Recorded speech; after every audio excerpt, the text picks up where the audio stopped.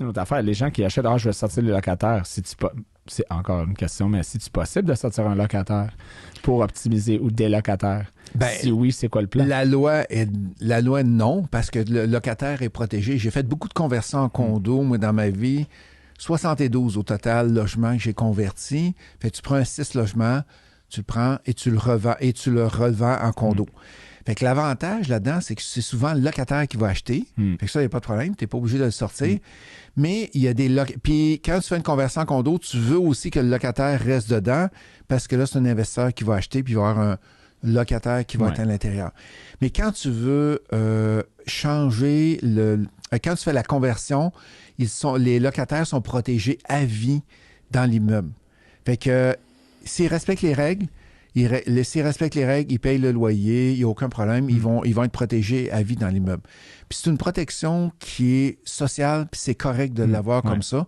Fait qu'en tant qu'investisseur, nous autres, c'est de la négo. Il faut aller voir les gens s'ils veulent sortir. Payer un déménagement, une compensation, une prime de départ. Il y en a des fois qui arrivent à un moment donné, j'arrive avec un locataire et le locataire avait besoin, il voulait s'acheter une maison. Quel bon timing. La personne voulait s'acheter une maison, fait qu'on l'a aidé et nous autres, on a pu faire une conversion en condo. Mais qu'est-ce que je vois que je suis pas d'accord avec, c'est les gens qui vont pousser les petites madames, les petits messieurs, puis que c'est de la rénoviction, on sort les personnes, peu importe qu'est-ce que ça coûte, et puis en bon français, il les écœure pour sortir. Ça, c'est pas mon style de gestion, pas du tout. Moi, je veux être gagnant-gagnant. Si la personne a besoin de sortir pour s'en aller s'acheter une maison, parfait, on va s'entendre puis on va le faire. Oui, garder une réputation aussi qui est exactement. Puis une réputation, ça se démolit super vite, mais ça prend des années à bâtir. Ouais, et ça, j'y crois très fort. C'est un excellent point. Ouais. Un des points les plus importants que je voulais soulever avec toi, c'est que il y a beaucoup de gens puis dans mon domaine aussi, dans tous les domaines professionnels ou comme entrepreneur, les gens s'abonnent à des organisations, que ce soit la tienne, la mienne, puis ils ont des buts, puis ils payent un montant. Ça coûte un frais d'avoir l'éducation.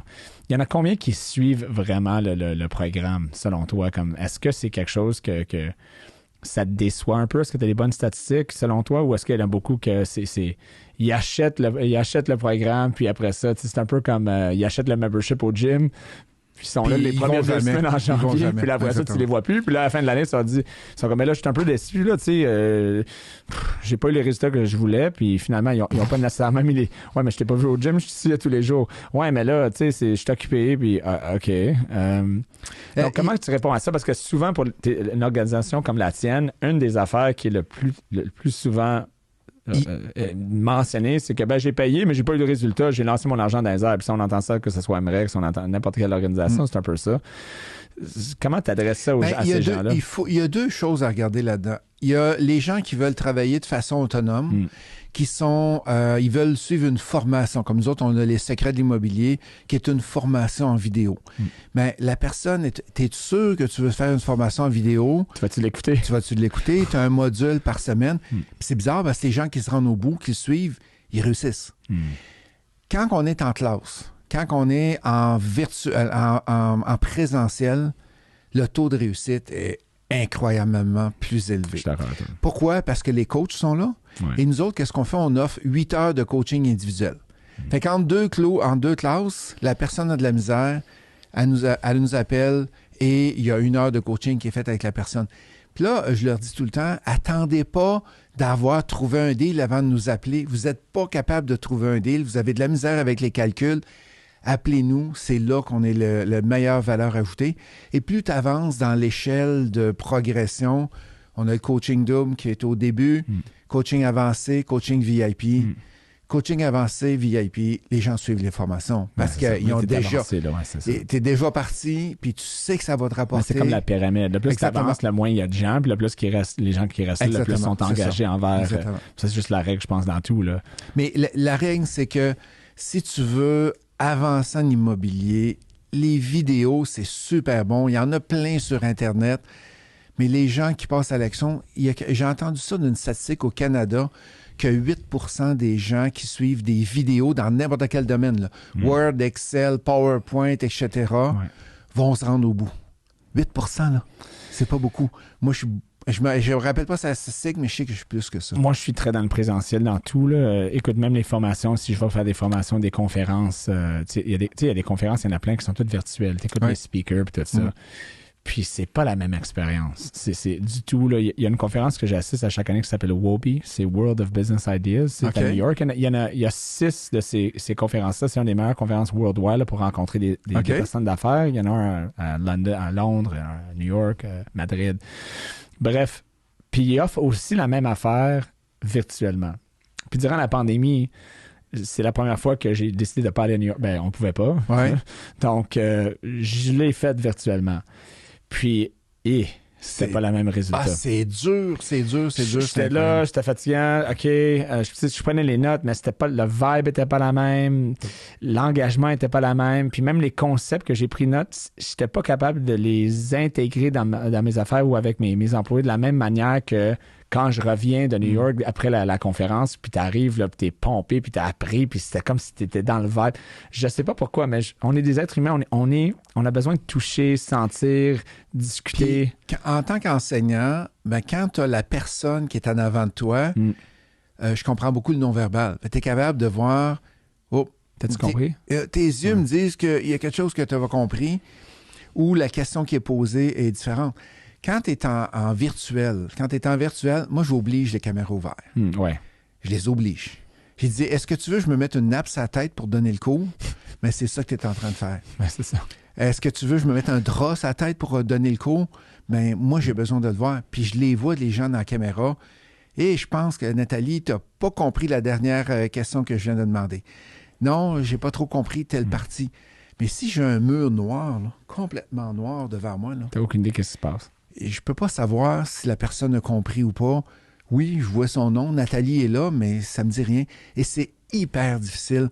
Je me rappelle en mars-avril 2020, quand on a commencé le virtuel, la première fois que j'ai donné la première formation, toutes les caméras, tout le monde était gêné, toutes les caméras étaient ouvertes, elles étaient fermées.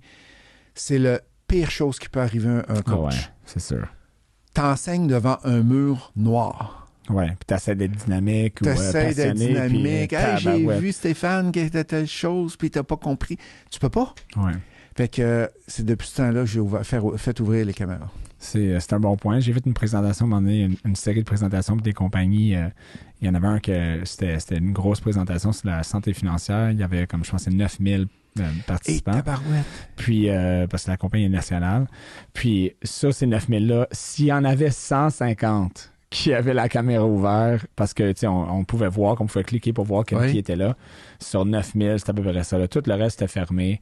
Puis moi, j'ai juste ignoré, j'ai juste fermé cette section-là, puis j'ai juste parlé à la caméra parce que t'as raison, comme coach, c'est démotivant. Ah, c'est dur. Est-ce que je parle vraiment à 9000 personnes ou je parle à 75 en ce moment? Est-ce qu'ils m'écoutent vraiment ou est-ce qu'ils sont comme en train de faire la vaisselle pendant que c'est à l'arrière? Tu sais, c'est... Donc, je pense que le takeaway, là, c'est que si tu es capable d'y aller en présentiel, puis tu veux investir en toi-même... Puis là, les gens me disent, ouais, mais les cours, on s'arrive ça de Montréal. Moi, je suis à Québec. Oui, mais tu es à Drummondville. Il y en a qui viennent de Val-d'Or pour suivre le coaching, puis ils descendent, ils font le 6 heures de route. On parle de création de richesse, de millions de dollars. C'est ça. Ouais, mais c'est loin, Québec-Montréal.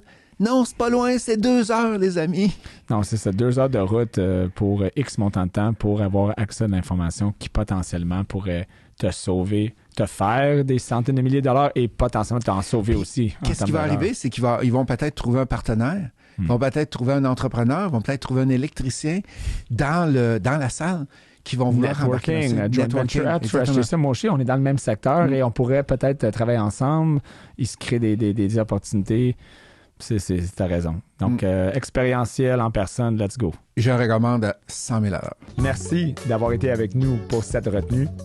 Je vous invite à nous suivre sur Facebook, Instagram, YouTube et les principales plateformes de podcasting, Spotify, Apple Podcast, Google Podcast. On se rejoint à la prochaine retenue.